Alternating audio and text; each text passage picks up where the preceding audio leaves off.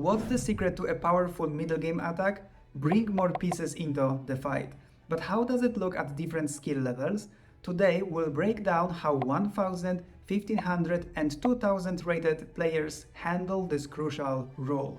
I am an international master, and if you want to improve your chess middle game, stay with me.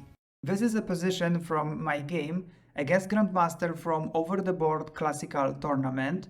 And we have opposite side castling. It means that the position is sharp and very dynamic. And our strategy involves bringing more pieces into the attack. So we will try to activate these 3 pieces. And also we will try to avoid trading queens. At the moment we are down a pawn, so we have material disadvantage. In situations like that we try to avoid trading pieces, especially queens. So here I play rook b8 with the attack on the queen to create some space for my queen. I have very good square at the moment. Maybe I will check my opponent. This is very active move. Rook goes to e4 and then pawn to f5. And the idea behind it is if white captures, I will take back with the bishop, and then my bishop also participates in the attack. After f5, my opponent decided to play rook f4, and here I play rook a c8. So like we can see, I activated next piece. And after this move, the bishop is hanging because the pawn on c2 is pinned. That's why white played bishop a4. I take it, queen takes, and we need to avoid trading queens. So I've decided to play queen b6. I escape, but at the same time I create an attack on b2 pawn. So they defended, at the same time offering the queen's trade, and now queen b3. So the pawn on c2 is still pinned, and by playing queen b3, I'm very close to win the game. White defends, and then rook a8. So I try to use the weakness of the back rank. King escapes, there is check, king e2, and now I can win the pawn on c2. And white is in huge danger because the king is attacked by all our 3 major pieces.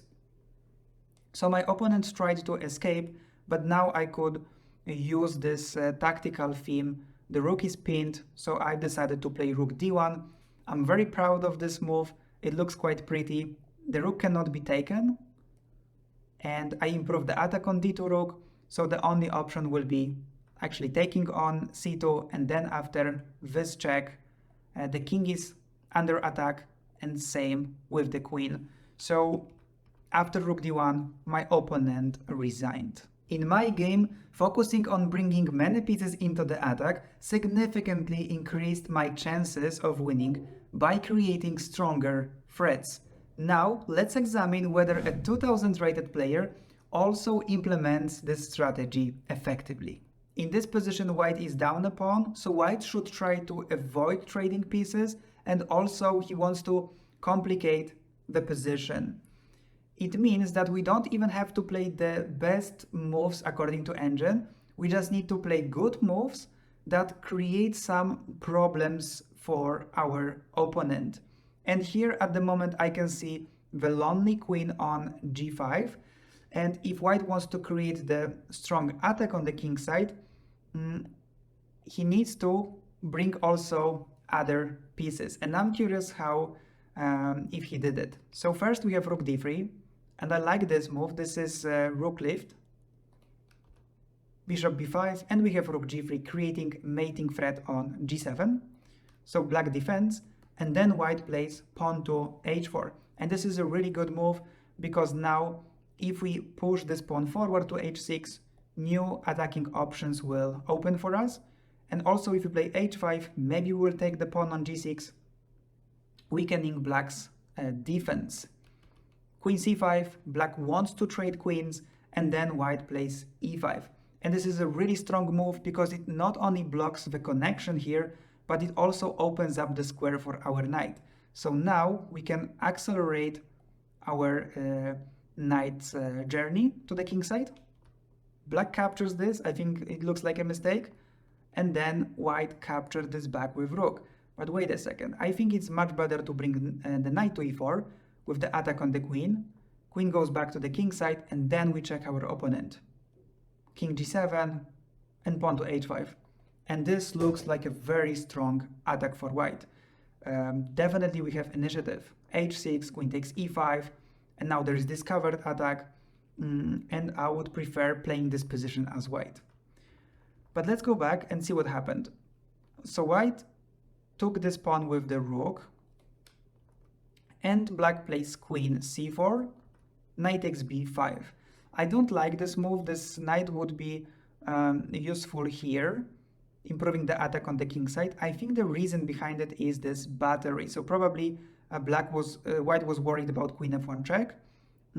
I still think white can attack further, and after this check we can play king h2, and I don't see a follow-up because rook d1 it's not possible. The square is protected by our knight, and if black decides to take the pawn on f2, I will play this move. We have knight e4 attacking the queen, and at the same time we will jump to f6 again, and then we have all the pieces, all our pieces attack our opponent's position together with this pawn. This will be too strong. It looks like white's position is completely winning right now.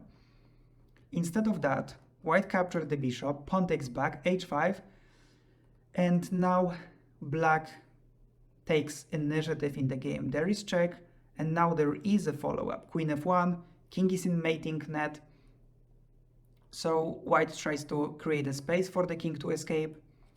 Queen h1 check, rook g1, the pawn on g2 is in danger, king goes to f4, and then black plays rook takes g2, and rook c4 check. So black used these two pieces, but there is also rook waiting to join the attack as well. He did it, rook blocks, queen takes the pawn, and now if black recaptures, the position should be winning for black, as the white's king is in danger, and also, yeah, it just looks completely winning. Instead of that, black played queen h4 check, and I think this was a quite painful blunder. At the 2000 level, the player successfully brought multiple pieces into the attack following the correct strategy. But how does this strategy look implemented by a 1500 rated player? Let's find out. At the moment I can see white's king in the middle, and there is only the bishop involved in the attack. I suppose there will be sharp, quick, dynamic action, and let's see if black reinforced it using the other pieces. So black starts with rook d f8. Okay, so we have a next piece in the action. White plays g3, and here black takes on g3. I'm not sure about this move. Optically it looks like a mistake because we have a clear advantage. So in situations like that, usually we try to avoid unnecessary complications. I think if we can just trade the bishops, bring the rook to f3 with tempo, attacking the queen, and next bring the other rook, also attacking f2, rook goes h2, then I would think, okay, how can I bring my next pieces? Maybe queen b6, improving the position of the queen, and then I would move the queen somewhere there.